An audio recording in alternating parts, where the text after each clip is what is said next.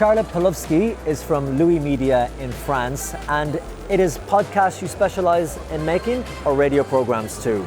Podcasts. We actually have our own media programs. We have about half a dozen shows with 1 million listeners monthly. And then we have content that we produce for other platforms, other media institutions and brands, and those we produce for others. Now, you were part of a discussion about how to make really engaging content that brings the listener in and keeps them. So, your key to success, what are the elements, the ingredients that you look for in a really successful podcast? I think what we're trying to do is identify what's lacking, what we can add to the table, and what could be meaningful and important. And if we have those key points, it means that we're going to be able to find an audience that's going to be engaged in the content. And in podcast, the first leverage for audience still is word of mouth. It's not something, really? Yeah, it's not as video where you have very elaborate marketing tools that you can promote on platforms or whatever. Really what works for podcast is people telling you, have you listened to this? I love it, you should. And people obviously doing it on social media, influencers, in the press, in articles, etc. So if you have really amazing content, I think it's going to rise and you're going to be able to find your audience and then find an economic model.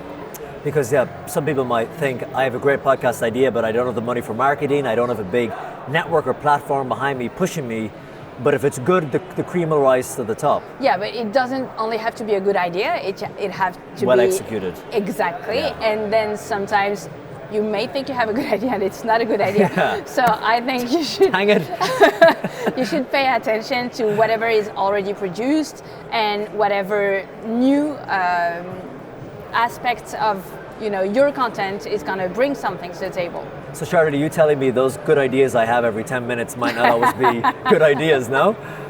I don't know. I mean, I don't want You'd have to hear them first. You have to think about it. Now, you gave an example about a podcast series. It was kind of sporadic storytelling for a Scandinavian platform. What was the name of it? It's called Steamy, and it's erotic short stories that we had written. Erotic, yeah. Erotic short stories. So we know that in print, in the book industry, the revenue generated by Erotica is $1.4 billion. Okay. So we know it's the first segment in publishing industry today, Wow. and the growth is amazing. We've been talking about a lot 10 years ago when 50 Shades of Grey came out, but it's a whole segment. But it's not always very well written, so we felt like what we could bring to the table that would be new would be to have to go on this ground of erotic stories, to think about feminism and the female gaze, which is not always the case of all those erotica novels, and also ask amazing new writers, people who are actually, recognized in their field to be great writers, to be able to think about the style, about the language, about the actual words they're writing, and to put that into sound. So that was the newness of what we could bring to the table. And it was a huge success. Wow. We're now producing the second season. We're adapting it into a book that's going to be published in the fall. And I feel like as a feminist that I created a company that's, whose main focus is to have new voices heard.